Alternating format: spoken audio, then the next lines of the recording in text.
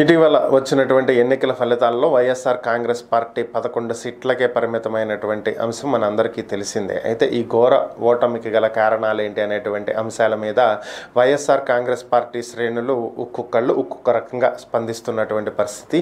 అధినేత అయితే ఇది ఈవీఎంల ట్యాంపరింగ్ అని చెప్పి తేల్చేశారు. ఇక మరికొంతమంది ఎమ్మెల్యేలు కూడా ఇదే బాట పట్టారు. ఉదాహరణకు ధర్మవరం ఎమ్మెల్యే కేతిరెడ్డి వెంకటరామరెడ్డి గారు, అలాగే మరికొంతమంది కూడా. సో ఇది ఈవీఎంల ట్యాంపరింగ్, ఈవీఎంల్లో గోల్మాల్ జరిగింది అనేది పోలైనప్పుడు చెప్పినటువంటి ఓట్లకు, లెక్కించినప్పుడు చెప్పినటువంటి ఓట్లకు తేడా ఉంది అనేది వీళ్ళు చెప్తున్నటువంటి మరొక అంశం. సో ఇవన్నీ పక్కన పెట్టేసేస్తే ఇప్పుడు కొత్తగా వైఎస్ఆర్ కాంగ్రెస్ పార్టీకి చెందినటువంటి ఎక్స్ఎమ్మెల్యే గురజాల ఎక్స్ఎమ్మెల్యే కాసు మహేష్ రెడ్డి చేసినటువంటి వ్యాఖ్యలు ఇప్పుడు ప్రాధాన్యతను సంతరించుకున్నాయి. ఆయన చెప్తున్నటువంటి వివరాల ప్రకారం ఓటమికి గల కారణాలు ఏంటి అనేటువంటి అంశాలను ఆయన విశ్లేషించడం జరిగింది.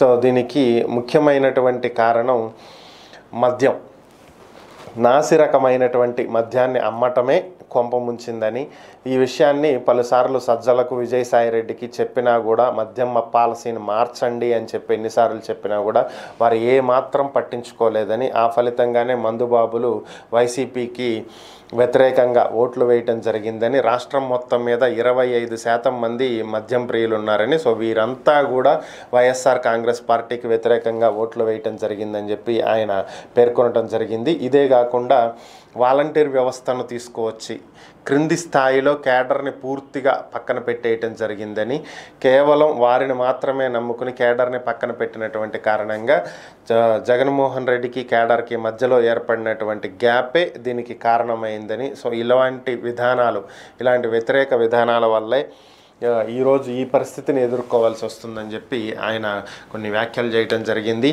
అలాగే టీడీపీ విజయానికి కారణమైనటువంటి అంశాలు కనుక ఒకసారి పరిశీలించినట్లయితే చంద్రబాబు నాయుడిని అరెస్టు చేయటం భారీ స్థాయిలో సింపతిని క్రియేట్ చేసిందని, అవమానానికి గురైనటువంటి వ్యక్తి దాన్ని ఛాలెంజ్గా తీసుకుని ఫుల్గా బ్యాక్ రావటం జరుగుతుంది అని, అధికారంలోకి ఆ విధంగానే చంద్రబాబు రావటం జరిగిందని, పట్టుదలగా ఆయన దాన్ని ఛాలెంజ్గా తీసుకోవటం జరిగిందని, ఇప్పుడు ఈ ఓటమిని జగన్ కూడా అదే విధంగా ఛాలెంజ్గా తీసుకుంటే భవిష్యత్తులో మరలా అధికారంలోకి వచ్చే అవకాశం ఉంటుందని చెప్పి జగన్కి ఆయన సలహా ఇవ్వటం జరిగింది.